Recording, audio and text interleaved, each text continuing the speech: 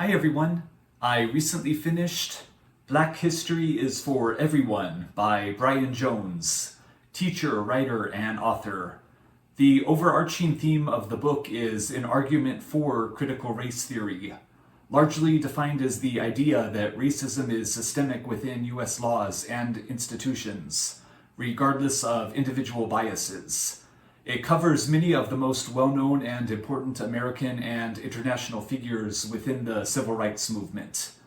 The author begins with his own childhood academic development and personal experiences with racial profiling, before broadly exploring the last 400 years of American Black history, placing particular emphasis on the failed Reconstruction period, the flaws of the American educational system, and his proposed remedies. The book goes quite deep into the Haitian Revolution and the country's development afterwards. I was surprised to learn that after the revolution, in hopes of ending future hostilities with France, Haiti agreed to a crippling reparation plan, the costs of which certainly reverberated across the country to this day. The book also covers the life and work of Frederick Douglass quite extensively. Out of all the books I've read, My Bondage and My Freedom is amongst the best. This book gives quite a bit of insight into his character and activities, and will hopefully leave you wanting to read more from and about Douglass. To a lesser extent, it also explores the ideas of Malcolm X, James Baldwin, and W.E.B. Du Bois.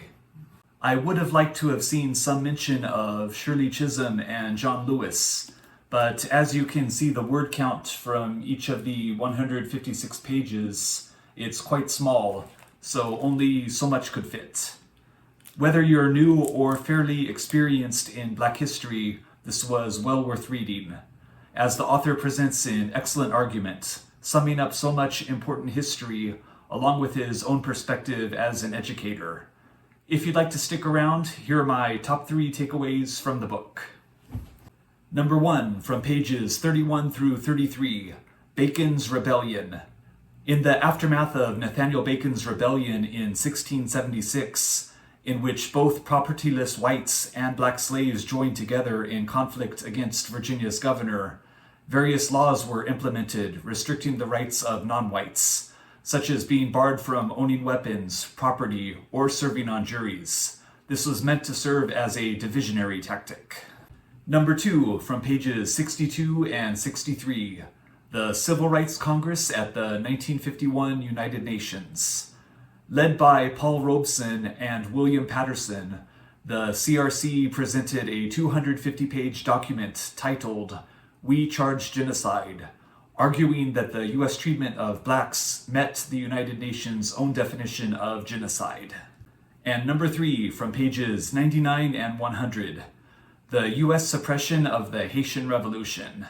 This one was quite disappointing to read about, as I generally admire and am quite impressed with many of the founding fathers for the most part.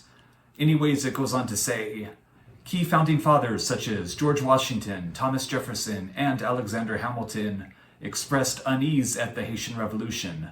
From 1791 to 1793, the United States even sent $726,000 to suppress the slave revolt. Alright, and that was my look at Black History is for Everyone by Brian Jones. Real cool little book, which I'd recommend to anyone who's interested. Alright, and I'll be back soon with another video. Bye.